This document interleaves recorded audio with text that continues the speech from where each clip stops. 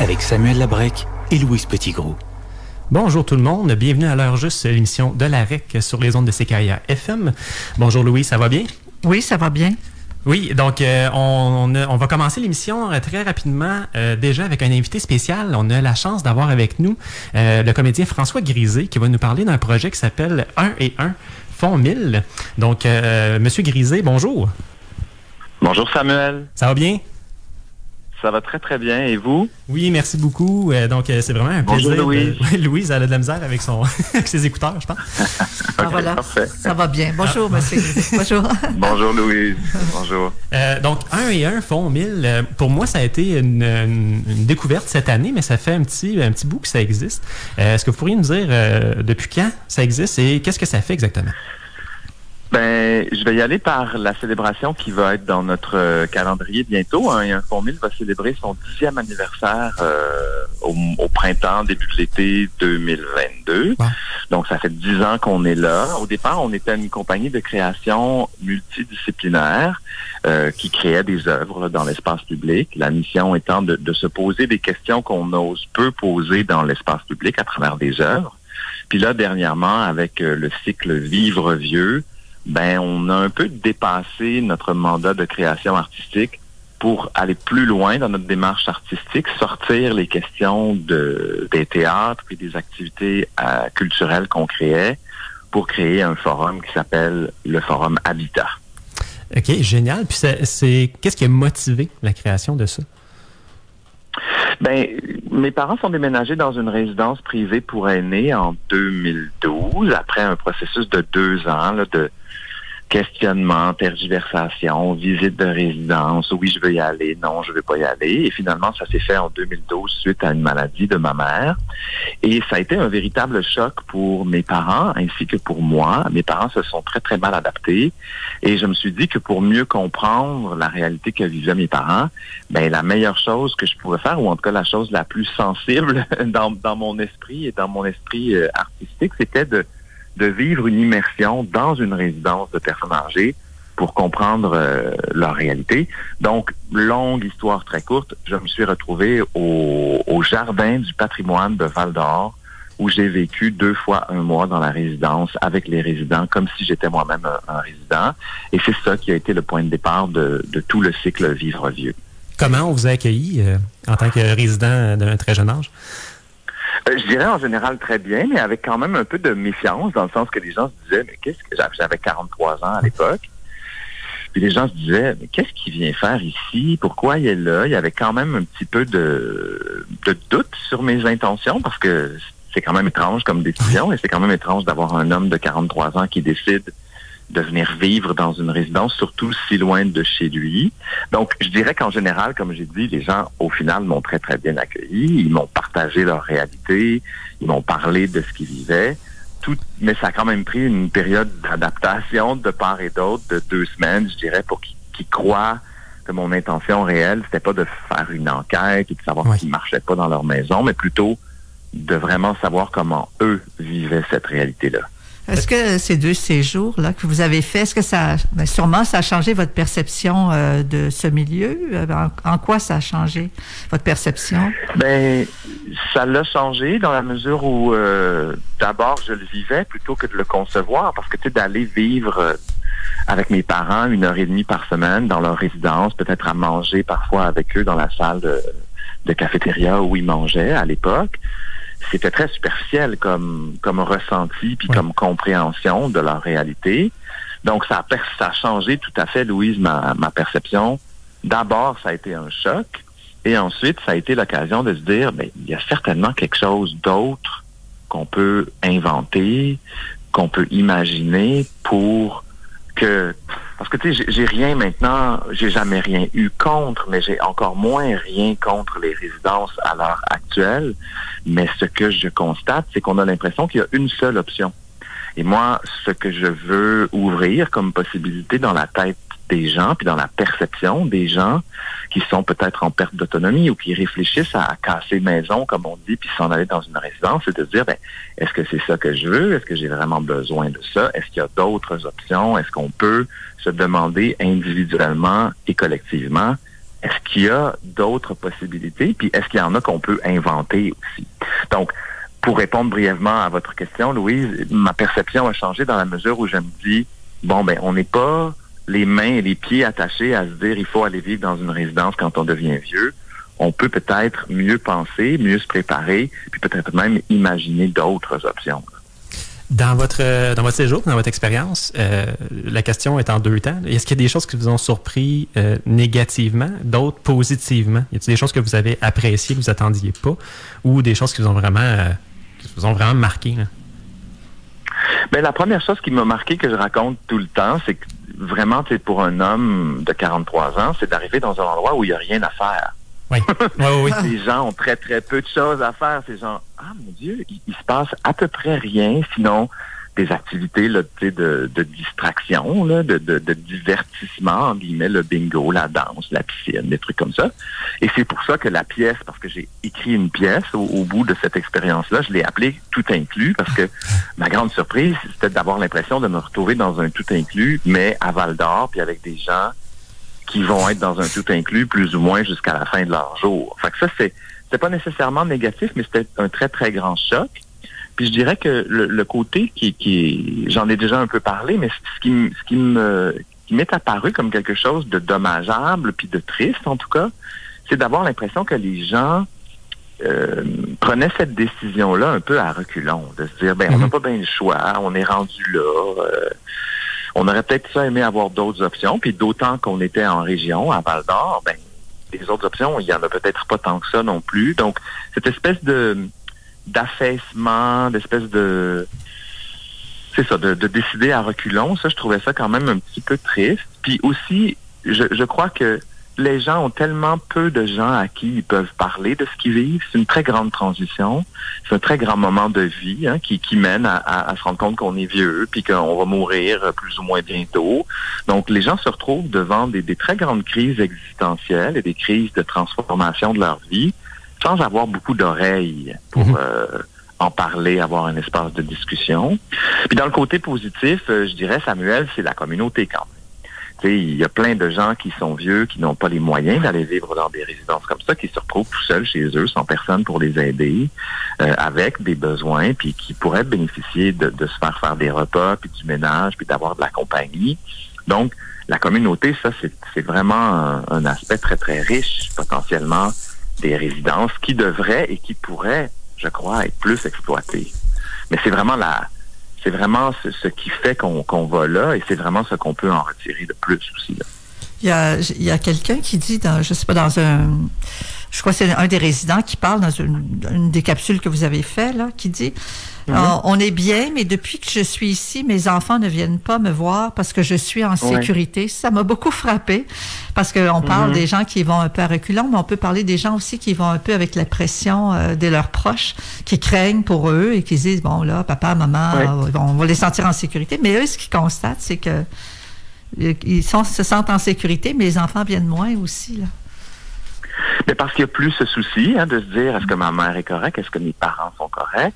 On se dit, c'est une bonne chose. C'est un monde rempli de paradoxes, le vieillissement, puis cette nouvelle réalité d'être devant des vies qui se prolongent plus longtemps qu'on n'a jamais vécu dans toute l'histoire de l'humanité, ça cause des problèmes anecdotiques de besoins, mais des crises aussi, comme celle-là, de se dire, puisque mes enfants ne sont plus inquiets de moi, ils viennent moins me voir parce qu'ils disent que quelqu'un d'autre s'en occupe.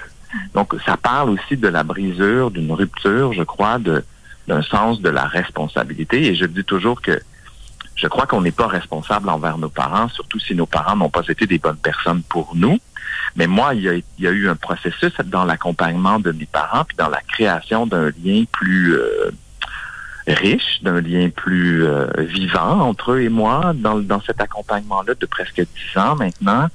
Puis, loin de moi l'idée de faire la morale à personne, mais certainement, la question que vous me posez, Louise, parle de ça. Tout à coup, puisqu'on n'est plus inquiet, on a l'impression qu'on n'a pas besoin ou qu'on peut pas réinventer un peu le lien.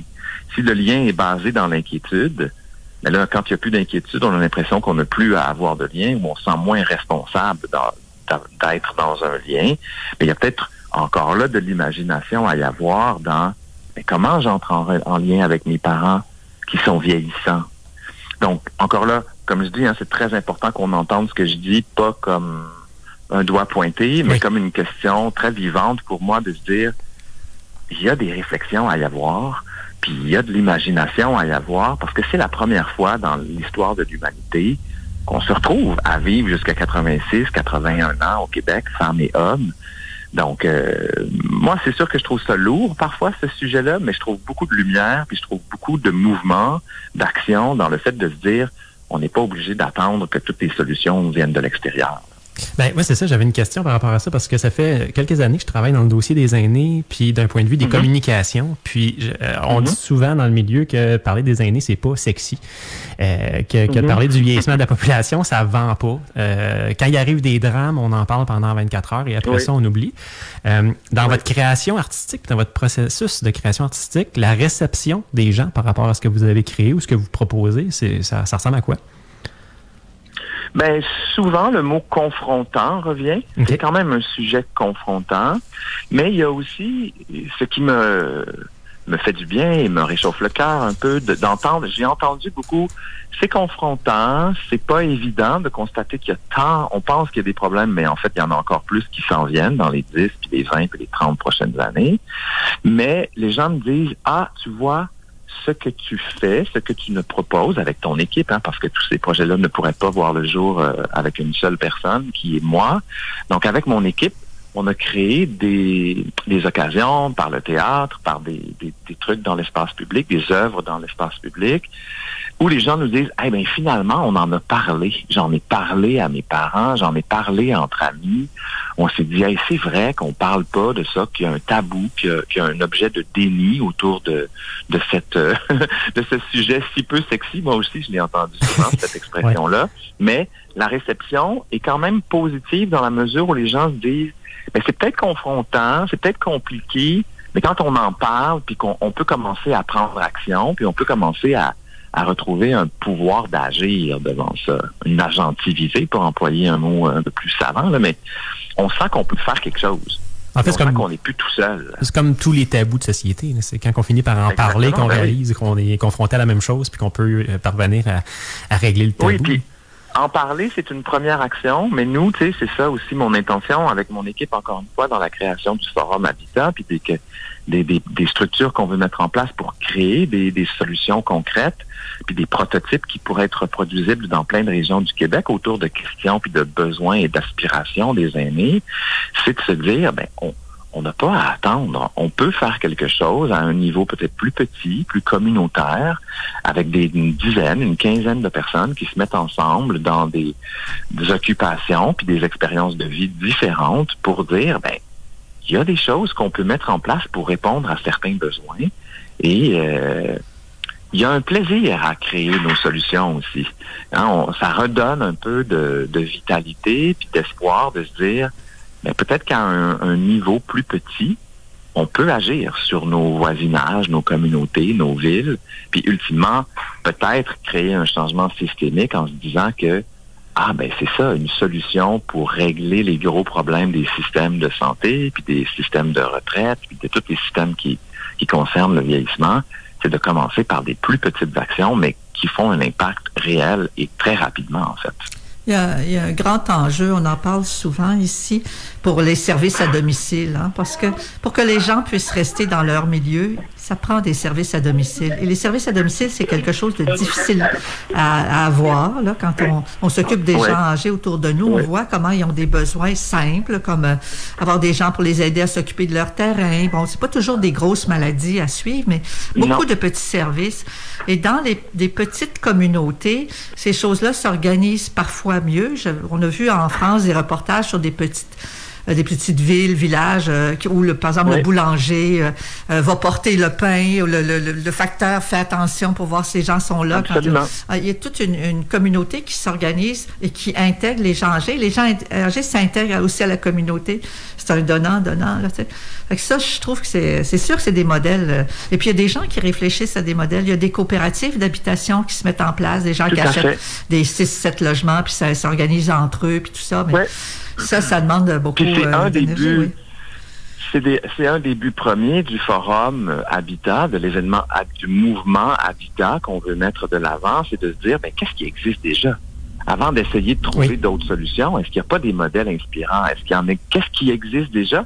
Parce qu'encore là, comme les gens sont tellement occupés à faire avancer et créer leurs projets, ils n'ont pas l'argent, l'expertise, les ressources humaines, comme on dit, pour faire parler de leurs projets. Donc, il y en a plein, on les connaît peu, c'est compliqué, c'est engageant, mais moi je dis que plus on va les diffuser, plus on va les faire connaître, plus on sera en mesure de voir, moi j'appelle ça les trous. Dans le système, il y a peut-être des trous qu'on peut remplir, nous, mais il faut d'abord savoir ce qui existe déjà comme solution. Et ça, c'est le premier but de Habitat qu'on a mis de l'avant depuis octobre 2020, mais qu'on lance là depuis quelques mois maintenant dans des actions qui vont se faire dans toutes les régions du Québec jusqu'en 2024. Moi, j'aimerais ça qu'on départage les choses pour que l'auditeur puisse comprendre exactement l'étendue des actions qui sont portées. Ouais. D'abord, pouvez-vous nous parler de la pièce tout inclus? Oui. La pièce tout inclus est comme la colonne vertébrale la plus vivante en ce moment du cycle Vivre Vieux. On l'a présenté à Québec et on l'a présenté à Montréal dernièrement dans ce qu'on appelle le format intégral. Donc, la pièce est complétée. Puisque c'est une pièce de théâtre documentaire, ça s'est fait un peu en chapitres et en l'expression consacrée, le work in progress. C'est un projet qui se développe au fur et à mesure. Donc, ça s'appelle Tout inclus. Comme je le disais, c'est une pièce de théâtre documentaire. Et c'est à part de l'histoire que je vous ai racontée au début de cette entrevue, de se dire, c'est quoi la nature de ce choix-là que mes parents et moi, on a fait de les mettre, de les placer dans une résidence pour aînés. Et après 3 heures de réflexion que dure la pièce, on en arrive à se dire, c'est ça. Ce choix-là individuel est aussi un choix collectif qui est la résultante de plein de décisions qui sont invisibles maintenant, mais qui ont commencé avec la révolution industrielle, etc., et qui m'ont mené, parce que la COVID a fait maintenant apparition dans ma pièce, parce qu'on devait présenter la pièce plus tôt que ça, mais ça n'a pas pu avoir lieu. Donc là, la COVID m'amène à me dire, OK, mais là, les RPA, c'est la pointe d'un très, très gros iceberg qui est le ministère de la Santé et des Services sociaux. Ce que vous évoquiez, Louise, c'est du fait qu'on a mis tous les services autour de l'hôpital, l'hospitalocentrisme, et qu'on n'a pas dit que les services à domicile, c'était assez important pour que ce soit universel. Donc, on en finit par constater ça, et François, le protagoniste, qui est moi, se dit, là, on va faire quelque chose, on va prendre action et on va créer Habitat, dont je vous parlais un petit peu plus tôt. Puis le forum Habitat, justement, c'est né de ça. Il y a toute une équipe autour, c'est ça? Vous travaillez là-dessus? Oui. Le forum Habitat, ça tourne autour de la question « Comment voulons-nous habiter notre vieillesse ?» Il faut savoir que le mot est au pluriel parce que pour moi, c'est une façon de questionner l'habitat non seulement comme un lieu physique d'habitation, mais aussi l'habitat qui est notre corps vieillissant, qui vit le vieillissement, mais aussi de questionner l'habitat comme, je le disais un peu plus tôt, les voisinages, les quartiers, les villes, la province, les pays. Parce que notre logement est situé dans des lieux géographiques puis dans des lieux sociaux. Donc, nous, ce qu'on s'est proposé de faire depuis octobre 2020, c'est d'impliquer des gens de toutes les avenues disciplinaires, de se mettre ensemble, de mettre des vieux, des moins vieux, des jeunes ensemble pour utiliser des processus d'intelligence collective qu'on appelle souvent le co-design pour créer des solutions, comme je le disais aussi un peu avant, à des niveaux plus petits, mais des niveaux reproduisibles et qui sont menés majoritairement par des aînés et des gens qui s'intéressent à la cause aînée. Et c'est pour ça que de façon plus structurée, là, c'est intéressant qu'on se parle aujourd'hui parce que le 7 et le 9 décembre prochain, il y aura des événements publics du forum qui vont être présentés sur nos réseaux.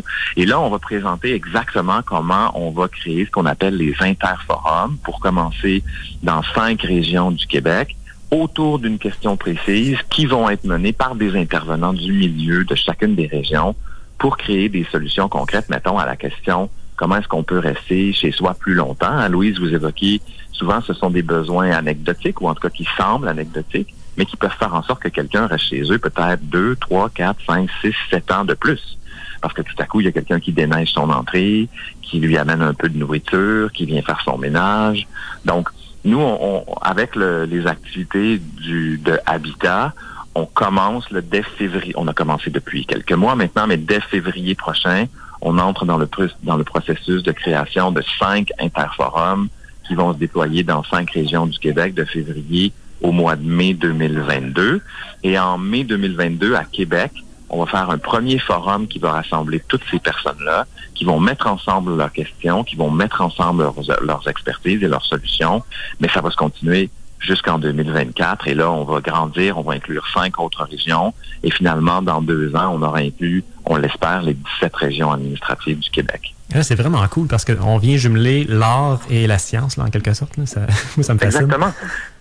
Est-ce que vous avez des liens avec les autorités gouvernementales? Parce que c'est quand même, l'argent est là, hein? Ben nous, on a des liens directs, mettons, dans le monde de la culture avec les conseils. Donc, il y a les conseils des arts du Canada, du Québec, et nous, on est basé à Montréal, donc de Montréal, qui nous soutiennent. Les autorités gouvernementales, si je peux dire, sont au courant de notre projet, mais je pense que vous le savez, tu sais, faire connaître un projet comme le nôtre à des autorités gouvernementales, d'abord, qui sont déjà débordées avec la crise de la COVID. Mm-hmm. Vous pouvez imaginer qu'en ce moment, essayer de parler à des gens du ministère avec toutes les enquêtes qui se font sur la crise du printemps de 2020 dans les CHSLD et tout ça, c'est assez difficile. Mais on sait qu'il y a une bonne écoute, surtout de la part du secrétariat dédié aux aînés, mais de d'autres aussi. C'est-à-dire que nous, on est en innovation sociale, c'est un buzzword, mais c'est le mot qu'on a pour décrire ce qu'on fait. Donc, on sait qu'on pourrait aller vers le ministère de l'Innovation sociale, on sait qu'on pourrait aller aussi vers d'autres organisations, mais on est conscient que il faut les inviter doucement. Et aussi, on s'est rendu compte en leur parlant un peu que eux autres, ils nous ont dit, ben si on contrôle pas les questions, on n'ira pas s'asseoir à la table avec vous. Oui. Ils l'ont pas dit comme ça, mais c'est ce que ça voulait dire. Donc, nous, on s'est dit, ben soyons libres de nos questions. Essayons pas de convaincre le gros éléphant. Là. Commençons par des gens qui veulent agir, qui veulent se mettre ensemble. Et notre but, c'est que d'ici à 3, 4, 5 ans, on devienne des incontournables pour les différents ministères qui pourraient nous soutenir, puis que ces activités-là, qu'on appelle communautaires, mais que moi j'appelle plutôt des mouvements citoyens, ben puissent devenir un peu la norme pour essayer, encore une fois, de venir pallier au trou, puis à l'extrême complexité et à l'extrême des organisations des ministères de par leur nature, puis de par, tu sais, on parle souvent de la débarrétisation du système, là. C'est pas à veille de se faire, là, tu sais, donc non. Nous, on va débarrétiser à nos niveaux, puis on va faire des petites cellules qu'on va reproduire, puis qui vont polliniser les environnements, puis qui vont répondre à des besoins qui ont envie. On est conscient aussi qu'on s'adresse à des gens qui veulent s'engager. Ça, c'est pas tout le monde qui veut faire ça, mais on est conscient aussi qu'il y a des gens qui ne veulent pas être des locomotives qui pourront profiter de ces initiatives-là. D'ailleurs, vous avez organisé récemment une marche pour les aînés. Oui, c'était notre première marche. Elle était quand même petite parce que faut se rappeler que le 1er octobre dernier, on était à la veille d'une 4e vague. On avait peur de toutes sortes de choses. Donc, il y a plein de gens qui ne se sont pas présentés. Puis la marche était comme une solution à la 4e vague, en fait. Mais on est sorti dans la rue justement pour dire à ce moment-là, ben voici des actions qui se posent déjà dans le monde des aînés. Il y a des gens qui prennent action depuis plusieurs années, depuis à plusieurs niveaux, pardonnez-moi. Donc, le 1er octobre dernier, on a fait notre première marche à Montréal et à Québec. Et c'est un événement qui va se reproduire le 1er octobre de chaque année, ou en tout cas autour du 1er octobre. Parce que là, on a appris qu'il faut faire ces activités-là le week-end aussi. Ça aide à avoir plus de personnes. Donc là, cette année, l'année prochaine, en 2022, le 1er octobre, c'est un samedi. Donc, la marche se fera ce jour-là. Et on est en train de travailler exactement à ce qu'on veut réclamer, si je peux dire, par cette marche-là. Mais on a bien confiance de pouvoir regrouper de plus en plus de monde qui viennent mettre de l'avant les activités du forum. J'aurais une question, François. Je me demandais si on peut établir une certaine parenté avec ce que vous faites et ce que faisait autrefois le Théâtre Parmi nous, qui créait des pièces à partir de thèmes sociaux et jouait devant des groupes et prévoyait ensuite un échange avec le public dans la recherche de solutions. Et c'était très populaire dans le mouvement syndical à l'époque, là, dans les années 80-90. Et je me demandais si vous avez des liens. Moi, j'ai posé la question sur les autorités gouvernementales, mais avez-vous des liens avec des mouvements sociaux, comme par exemple avec les syndicats et tout ça? Est-ce que ça peut servir pour amplifier le travail que vous faites? En tout cas, je me pose la question. On est en train de créer ces liens-là, parce que là, depuis... d'abord, c'est clair qu'il y a une parenté d'intention entre ce que vous évoquez, là, on appelait ça du théâtre d'intervention à l'époque, donc d'aller se positionner dans des groupes ou de faire commander des pièces pour parler d'un sujet. C'est tout à fait dans la même famille d'intention. C'est sûr que nous, on n'a pas un mandat aussi clair d'éducation, si je pourrais dire, mais on a certainement un mandat de conscientisation. Puis là, depuis, pour répondre à votre autre partie de question, Louise, depuis le mois de juillet, fin juillet, début août dernier, on a un responsable à l'interne de la mobilisation ainsi qu'une responsable de la communication qui vont nous aider à créer des liens avec toutes les organisations qui pourraient nous aider, les syndicats, les organisations professionnelles, les universités qui ont des chaires de recherche sur le vieillissement. Donc là, c'est sûr que nous, en ce moment, on vise à se faire connaître par plus de monde possible. Mais là, on est en train, justement, en décembre et janvier prochain, avec l'aide de consultants en planification stratégique, on va commencer à se demander qui sont les premiers partenaires qu'on doit fédérer autour de notre cause, puis dans quel ordre on fait un peu les choses.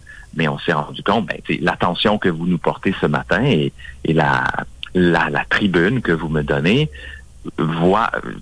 fait apparaître le fait que mais c'est clair que des retraités de toutes sortes de grandes organisations syndicales et professionnelles ont intérêt, elles aussi, à se poser ces questions-là. Puis nous, on veut vous embarquer dans notre affaire, c'est certain. Donc, on a commencé il y a à peine quelques mois maintenant à regrouper et à fédérer ces organisations-là. Mais c'est sûr que vous allez continuer à entendre parler de nous. Puis, si vous pouvez nous aider, pour ceux qui sont à l'écoute, si jamais vous avez envie de vous impliquer dans de tels processus, ou si vous pensez à des gens ou des organisations qui pourraient nous soutenir ou que vous croyez pourraient être des partenaires clés, n'hésitez pas à être en contact avec nous. J'imagine que vous avez, Samuel et Louise, des informations sur notre organisation. Sinon, ça nous fera plaisir de vous en fournir pour être sûr que les gens puissent venir se joindre à nous. Puis l'invitation la plus spécifique en ce moment, si je peux me permettre, là, une petite plug en finissant. Absolument, oui. C'est que le 7 et le 9 décembre prochain à 19h par Zoom, parce qu'on veut impliquer le plus de monde possible partout à travers la province, on va présenter exactement c'est quoi la nature des activités qu'on propose pour la suite du Forum Habitat qui s'en vient jusqu'en 2024. Là. Mais plus précisément, le 7 et le 9 décembre prochain, pour ce qui va se passer de février à mai 2022 à peu près. Est-ce que c'est ouvert à tous et à toutes? Est-ce que tout le monde peut s'inscrire ou les gens vont pouvoir avoir un lien puis visionner? Sur le site du Forum Habitat, si on va sous l'onglet événements, les gens peuvent s'inscrire pour participer en direct là, à 19h le 7 et le 9 décembre prochain. Puis on a l'habitude par la suite, quelques jours après, là, le temps de faire un petit montage puis un petit nettoyage, de mettre les liens dans les événements passés du forum. Donc, ça nous permettra, nous, d'avoir un format à présenter aussi où les gens viennent parler non seulement du processus, mais aussi de la pertinence d'un processus de co-design et d'intelligence collective pour essayer de créer des solutions dont je vous parlais qui nous permettent d'avoir des impacts plus rapidement et de ne pas attendre que toutes les solutions viennent de l'extérieur. Là. Bon, c'est quelque chose qu'on peut facilement partager dans notre infolettre hebdomadaire. Là. On a 15 000 abonnés membres de la REC. C'est super, ça! Donc, est-ce que tu avais une dernière question? Oui, allez-y. Non, c'est correct.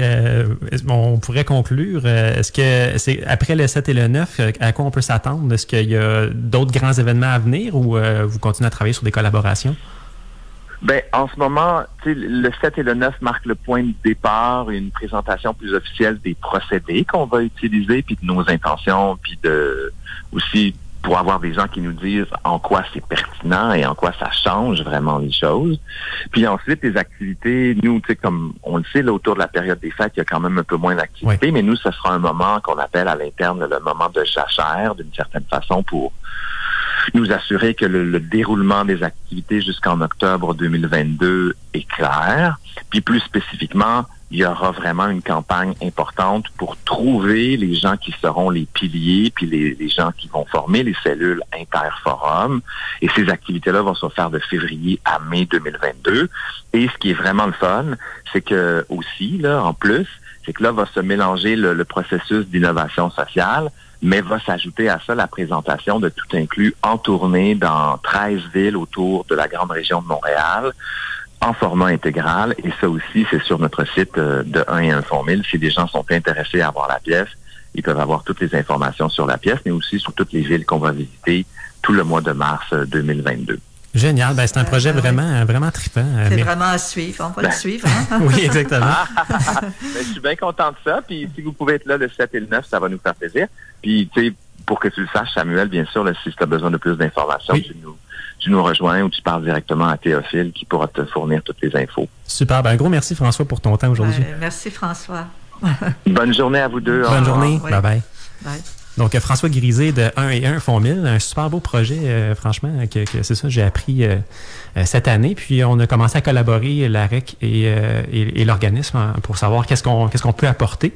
Dans la mouvance du mouvement CAP sur la dignité qu'on a lancé cet automne, on trouvait que me semble que c'était intéressant qu'on collabore là-dessus, sur comment réfléchir au vieillissement, à l'habitat, là, aux habitats, pour une pluralité de modèles, parce que le modèle des résidences privées pour aînés ne convient visiblement pas à tous et à toutes. Puis pourtant, dans beaucoup de régions ou plusieurs villes, c'est la seule option qui s'offre à des personnes qui sont capables de C'est un enjeu majeur, l'habitation pour les gens âgés, c'est certain.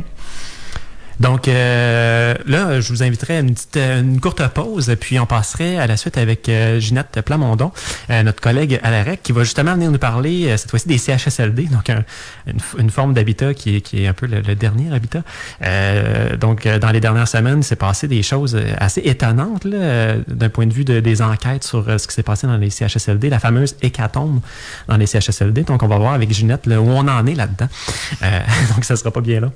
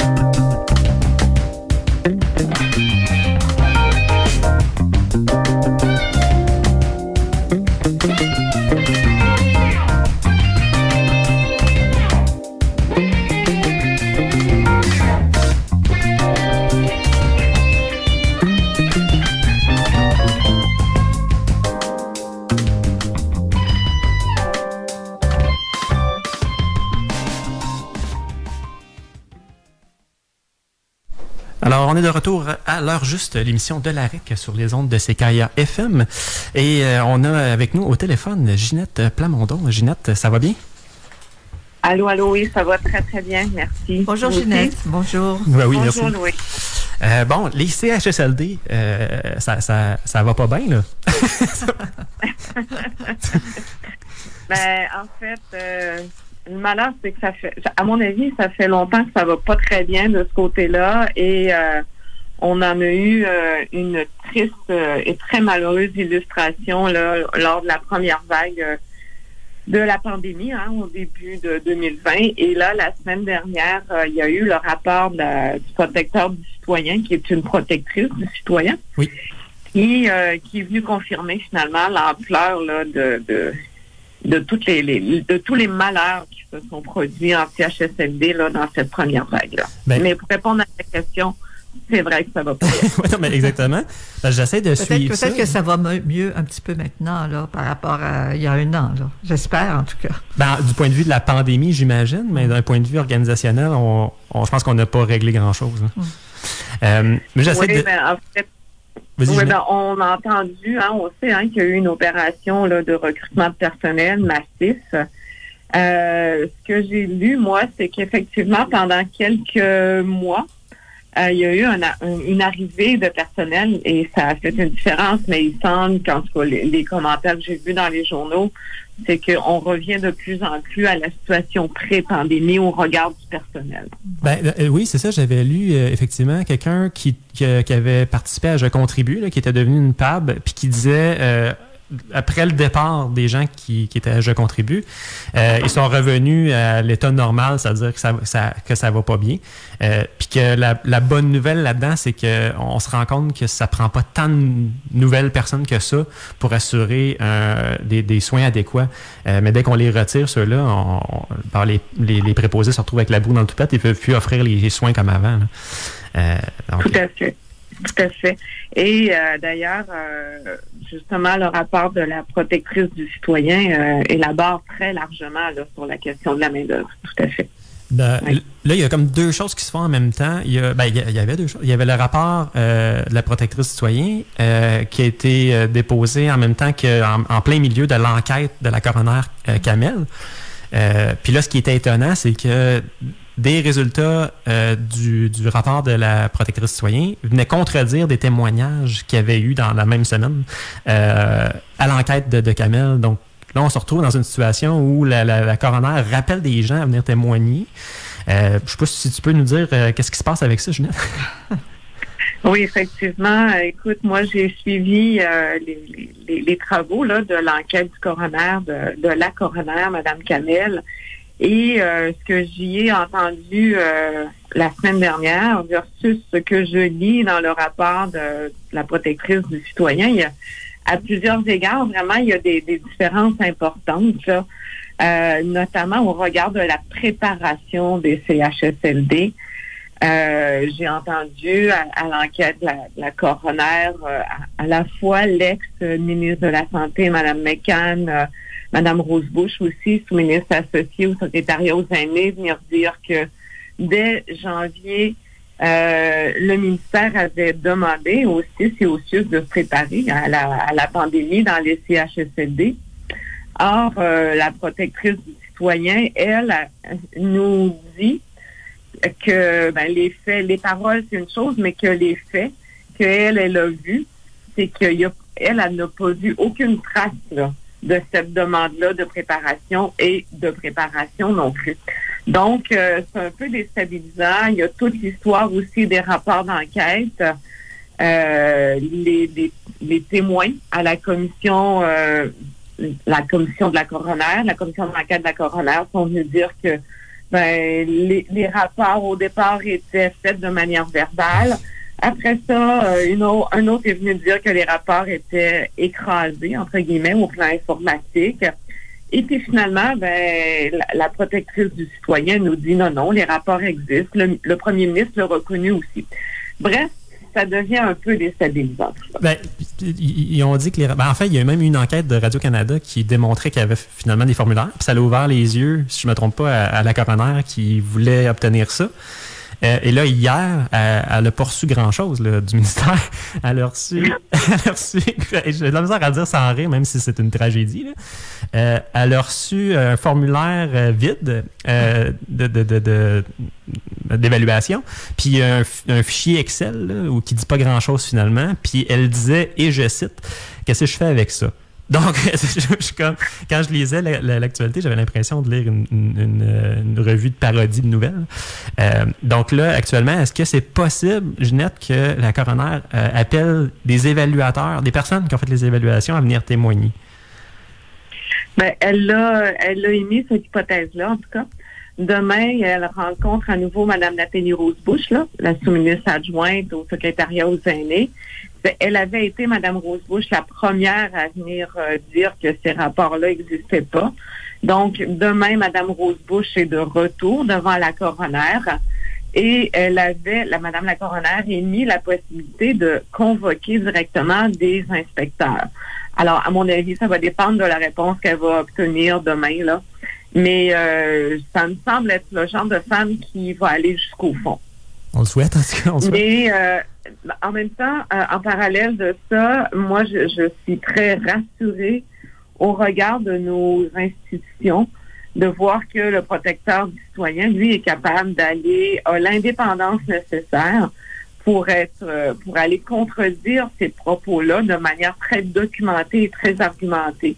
Donc, je trouve que c'est quand même rassurant de savoir qu'on a au moins dans notre organisation des institutions qui sont capables d'aller au fond des choses. Et là, si je ne me trompe pas, il y avait eu aussi, ça a été commandé auprès de la commissaire à la santé et au bien-être de faire un autre rapport. Hein? Ça existe encore, ça? Oui. En fait, effectivement, on en perd un peu notre latin. Hein. Il y a la vérificatrice générale qui a fait un rapport. Il y a donc la coroner qui a fait un rapport, le protecteur du citoyen, et aussi, effectivement, la commissaire à la santé et au bien-être qui doit déposer son rapport incessamment. Elle a fait un rapport préliminaire en septembre, mais le rapport final doit arriver là dans les semaines qui viennent. Alors, écoute... Souhaitons que tout ce travail ne soit pas tabletté, comme c'est le sort de beaucoup d'enquêtes, là. Hein? Ben d'ailleurs, Ginette avait fait une belle analyse de ça, de rapport tabletté. Oui. Il va falloir que tu en rajoutes. Peut-être que ça va s'ajouter, Ginette, à tous les autres, là. Eh bien, voilà, oui, la liste va s'ajouter. Ce qu'il faut voir, en tout cas, dans le rapport du protecteur du citoyen, en tout cas, moi, ça me semble, le rapport, c'est celui auquel j'accorde le plus de confiance. Okay. Hein? Parce que vraiment, il y a eu un travail de recherche vraiment important, beaucoup de rencontres à la fois du personnel, mais aussi des personnes proches aidantes, des personnes hébergées, pour vraiment savoir comment ça s'est passé. Et aussi parce que le protecteur du citoyen est vraiment indépendant là, de l'Assemblée nationale. Donc, c'est peut-être ce rapport-là, en tout cas, que moi, je suivrai avec le plus d'attention. Il y a, je pense, 28 recommandations là, qui sont faites par le protecteur du citoyen. Et il demande, au regard du suivi, le protecteur demande au ministère de la Santé et des Services sociaux de lui déposer un plan de travail là, pour répondre aux recommandations au plus tard le 14 janvier 2022, ce qui est très court. Il demande aussi à ce qu'il y ait un suivi, à ce qu'un suivi de la mise en œuvre des recommandations soit fait le 1er mars 2022. Et le protecteur s'engage à lui-même faire un suivi de toutes ces recommandations dans chacun de ses rapports annuels. Bref, on sent qu'il y a une volonté de s'assurer là, à ce qu'il y ait des gestes qui soient posés. En tout cas, moi, je trouve qu'à travers tout ce qu'on entend, à travers les enquêtes qui se font, on a l'impression que vraiment l'immensité des structures, ça va pas du tout avec la rapidité des actions dans le cas de catastrophes ou de COVID, de situations qui demandent des urgences. C'est comme, on dirait, des machines impossibles à faire bouger vite, puis où la communication est vraiment problématique là, d'un bout à l'autre. Tout à fait. C'est une des grandes faiblesses là, qui est relevée par la protectrice du citoyen, c'est l'incapacité à la fois de transmettre l'état de situation réel aux décideurs, hein, l'incapacité de communication du bas vers le haut et aussi les difficultés de communication dans le sens inverse là, du ministère vers les établissements. On travaillait encore avec des fax. Et ça, c'était jumelé au fait qu'il n'y avait pas de gestionnaire sur place. Donc, encore, ça vient augmenter la difficulté là, de communication. On se retrouve donc avec des immenses structures, comme tu dis, Louise, mais avec aucun mécanisme pour assurer une communication fiable et efficace entre le terrain et les décideurs. Alors, ça mène aux situations qu'on a vues, malheureusement. Là. Tu sais, Ginette, c'est drôle que tu dises ça parce que j'ai 35 ans. Puis, comme tu le sais, j'ai travaillé au cabinet du ministre de la Santé. Et la seule fois dans ma vie où j'ai envoyé un fax, c'est là. C'est au ministère de la Santé. Puis quand j'avais reçu, parce qu'en plus, j'ai dû envoyer un fax parce que j'avais reçu un fax. Et là, mon adjointe à l'époque m'a dit, Samuel, tu as reçu un fax? Puis là, je lui ai répondu, pourtant, je me rappelle pas avoir roulé à 80 miles à l'heure dans ma DeLorean et avoir fait un retour vers le futur. Fait que, elle m'a expliqué à l'époque, mon adjointe, Violette, que je salue d'ailleurs, ça nous écoute, comment envoyer un fax. Mais je peux même pas m'imaginer, puis ça fait déjà plus que 10 ans, là, ça fait 10 ans. Je peux pas m'imaginer qu'on fonctionne encore avec ça. Ça n'a pas de sens. Là. C'est vraiment déplorable. Là. Il y a un travail incroyable à faire de ce côté-là, mais peut-être un des éléments là, sur lequel moi j'aimerais insister par rapport à tout ce qui s'est passé dans les CHSLD. Quand la protectrice du citoyen a déposé son rapport, on a vu la réaction du premier ministre de dire, mais écoutez, personne ne m'avait informé avant la pandémie qu'il y avait un problème de ce côté-là. Oui, ça, moi, personnellement, j'ai trouvé ça un peu... mon Dieu, le mot qui me vient n'est pas prononçable, mais... On n'a pas encore les moyens de censurer live à la radio, Régine. Non, c'est ça, mais j'étais un peu profondément outrée par cette réaction-là du premier ministre, parce que, écoute, ne serait-ce que nous, à la REC, ça fait des années et des années qu'on soulève toutes les difficultés qui existent en CHSLD, le manque de personnel, la qualité de la nourriture, le manque de matériel, les édifices délabrés, etc. Alors nous, ça fait déjà des dizaines d'années qu'on le dit.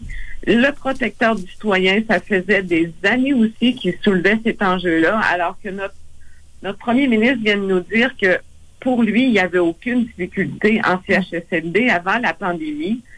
C'est profondément dérangeant. Alors, ce qu'on constate, dans le fond, c'est que les difficultés, elles existaient avant la pandémie.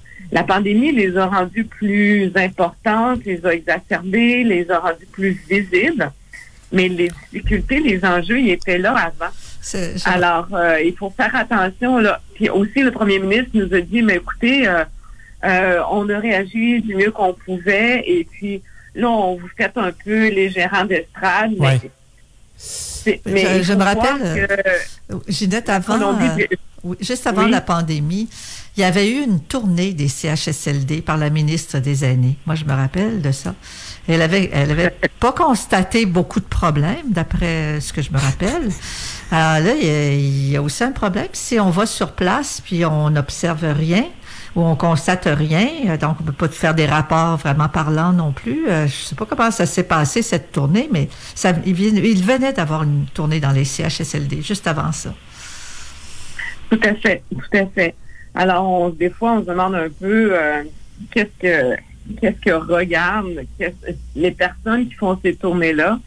Je sais qu'il y avait eu une espèce de mot d'ordre là, qui avait été donné au personnel de ne pas collaborer, entre guillemets, de ne pas interagir là, avec la ministre pendant cette tournée-là. Alors, c'est plus un mot d'ordre informel là, qui avait été donné dans certains milieux. Mais on peut questionner absolument la validité là, de ces tournées d'enquête-là dans ce contexte-là. Il y a un chroniqueur hier, je crois, qui faisait un peu l'historique de comment on a traité les CHSLD pendant la première vague. Puis que dans son analyse de ce qui était sorti dans les médias, de ce qu'on avait parlé, la seule chose qu'on avait eue, c'était une annonce sur... dans le fond, des travaux, c'était même pas de la rénovation, c'était des changements de couleur de mur, de la peinture. On allait repeinturer des murs de CHSLD, puis ça avait été une annonce en février par rapport à ça, alors qu'on voyait le virus chinois arriver, là, un virus qui arrivait de la Chine. Puis après ça, on voyait ce qui se passait en Italie. Et nous, on annonçait qu'on allait repeinturer des murs en CHSLD. Puis ce chroniqueur-là disait ce qui était le plus fâchant là-dedans, c'est justement qu'on n'a pas pris en compte notre réalité distincte dans le réseau de la santé par rapport au CHSLD et à l'hébergement. Donc, on a calqué notre réponse de la pandémie sur ce qu'on voyait dans d'autres pays, mais qui ont une situation complètement différente de la nôtre par rapport au vieillissement et à l'hébergement. Donc, l'excuse qu'il y a du ministère, c'est que on n'avait pas pensé à ce moment-là que le CHSLD, c'était un milieu hospitalier. On pensait que c'était un milieu de vie. Justement, s'il avait visité des CHSLD, il aurait vu que ça ressemble pas à un condo de luxe, là. Je sais pas. Tout à fait. Tout à fait. Et si ils étaient si convaincus que c'était un milieu de vie, ben il aurait quand même fallu qu'ils pensent à avoir le matériel nécessaire, à quand même former le personnel infirmier sur toute la prévention, le contrôle des infections. La Colombie-Britannique l'a fait en janvier. L'État de Washington l'a fait aussi à peu près à la même période. Alors, tu sais, je pense que les CHSLD sont vraiment passés à la trappe là, dans la préparation. Tout a été vraiment centré sur les hôpitaux. Alors, ça a donné ce que ça a donné, malheureusement. C'est aussi un problème de visiter ces lieux-là sans parler au personnel ou à peu près, là, tu sais. Oui. Parce que c'est eux qui ont l'expertise au quotidien. Quand on se promène de façon officielle avec un peu les responsables et tout, sans parler aux gens qui travaillent, il y a comme un problème. C'est comme aller dans des écoles, parler juste aux directions d'école, tu sais. Exactement. D'ailleurs, la protectrice du citoyen recommande d'augmenter de manière importante le nombre de visites non annoncées dans les CHSLD. On pourrait aussi augmenter le nombre d'évaluateurs. Je pense qu'au dernier chiffre, il y en avait quelque chose comme seulement 12 au ministère. Oui, c'est quelque chose comme ça, oui. Il y a plus d'évaluateurs au MAPAC. Oui, puis on sait très bien que quand un inspecteur est annoncé, mais on sait très bien que le milieu se réorganise, se fait tout ce qu'il faut pour donner une bonne image, tout ça. Alors, c'est pour ça que je trouve intéressante la proposition là, de visite non annoncée de la part des inspecteurs du ministère de la Santé. Ben, c'est sûr, Ginette, que si tu me dis que tu viens prendre un café chez nous vendredi, ça va être clean. mais si tu arrives non annoncé, je pense que tu ne devras plus jamais m'adresser la parole. Il y a un autre élément aussi intéressant dans le rapport du protecteur du citoyen, c'est toute la place qu'elle fait aux personnes proches aidantes. Ah oui, oui, oui. Ce qu'elle nous dit, c'est qu'il ne faudrait jamais, dans le futur, que le ministère interdise la présence des personnes proches aidantes en CHSLD. Au lieu d'interdire les personnes proches aidantes, il faut au contraire les soutenir, les encadrer, les former, leur donner le matériel de protection nécessaire s'il y a lieu, mais ne jamais les interdire parce que, on l'a vu, ça a eu des répercussions absolument dramatiques pour plusieurs personnes. Pour certains, ça a fait la différence entre la vie et la mort, là. Oui. Faut jamais oublier ça. Alors ça, la protectrice du citoyen est très sensible à ça. Elle insiste aussi pour que on mette en place des mécanismes pour faciliter les contacts à distance entre les personnes proches aidantes qui peuvent pas être sur place tout le temps et les personnes hébergées. Donc, une préoccupation importante qui reconnaît le rôle majeur et essentiel des personnes proches aidantes. Ça, c'est important aussi de le souligner, là. Bon, on va continuer à suivre les enquêtes à venir et les prochains rapports à venir. Sinon, ben, on te remercie, Ginette, d'être venue nous faire le point sur ce qui se passe actuellement dans les CHSLD et ce qui va venir plus tard. On va sûrement te reparler. Assurément. Ça évolue tellement. Ça sera avec grand plaisir. Merci beaucoup, Ginette. Bonne journée. Merci. Bonne fin de journée. Alors, c'est ce qui conclut notre émission pour aujourd'hui. Donc, il nous reste seulement une autre émission après pour 2021, notre dernière émission de l'année, donc dans 2 semaines. Donc, sur ce, je te dis à dans 2 semaines, Louise. Au revoir, Samuel. À dans 2 semaines. Bye bye. Bye.